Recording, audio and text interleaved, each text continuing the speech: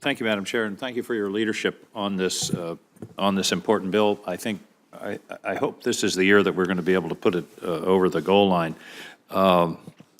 Mr. Ellis, in Maine, we have a presumption for many years of that the land is opened unless closed. It goes back to the colonial ordinance of 1641 when Maine was part of Massachusetts, a period we refer to as the dark times. But is that the presumption on Bureau of Public Land? Is it presumed open unless specifically closed? Well, Senator, the dark times, I'll have to read up more on that. And they still have a state park up there, right? Baxter State Park? Yes, That's sir. still up in Maine. Yes, sir. I have to get up there yet. It's a pretty area. Really, it depends on the use. For hunting, yes. I mean, hunting areas, as we said, 99% are open, and unless they're designated closed, they are open. And likewise for recreational shooting. We have areas that are, that we have closed for recreational shooting that are still open for hunting. Manan Butte and in eastern Idaho is one of those areas where we have a lot of traffic. It's a very popular area. I think we had like 15,000 people up these trails every in a 6-month period of time, and it was a very popular area for shooting, for recreational shooting, target shooting, and so we did deal with that through a public participation process. Yet the area remains open for hunting. It's an area that the state, Idaho Fish and Game, they still are the ones that regulate that hunting, and we respect that. And so, but with that said, the process that we use to look at these areas is our land use planning process. It's a full public participation process that when we look at this on a broad scale. If we're looking at closures, say to recreational shooting, those also are a public participation process. And I talked about that a little earlier this morning in some of the discussion.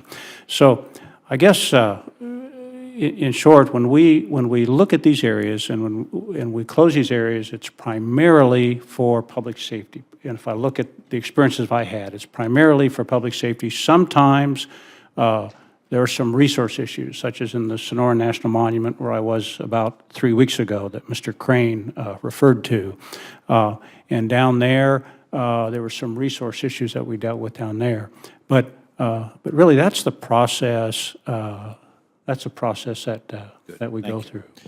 Madam Chair, I just want to, for the record, note that many of the provisions of this bill are particularly applicable in the West. Maine has, the eastern part of the United States, and Maine in particular, has very little in the way of federal public land. We have some. We have the Moosehorn Refuge and a little tiny piece of the White Mountain National Forest. But on the other hand, these issues, hunting and fishing, are tremendously important in our state, both culturally, historically, and economically.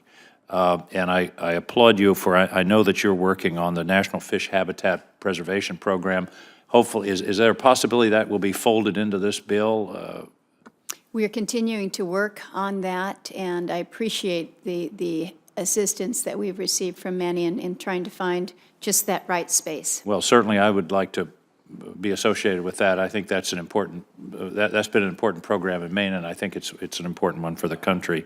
I have to tell one funny story. When I was governor of Maine in 1997, the internet had just begun a few years before, and I told our inland fishers and wildlife I wanted people to be able to get hunting and fishing licenses online by January of 1997. My State of the State address, they said, "Oh yes, Governor, we'll do that." I made the address, said you can do it. I found out later, in fact, you could, but what happened was when you sent in your application online, because we really didn't know how to do these things, it turned into a fax at the Inland Fisheries and Wildlife, and then it went through, and then you got your license. But we were the second state in the United States to be able to get hunting and fishing licenses online, and I think it was a kind of example of can-do. But this is, I think we have to be thinking always, and I'm delighted that we got the duck stamp online last December, other ways that we can make these services and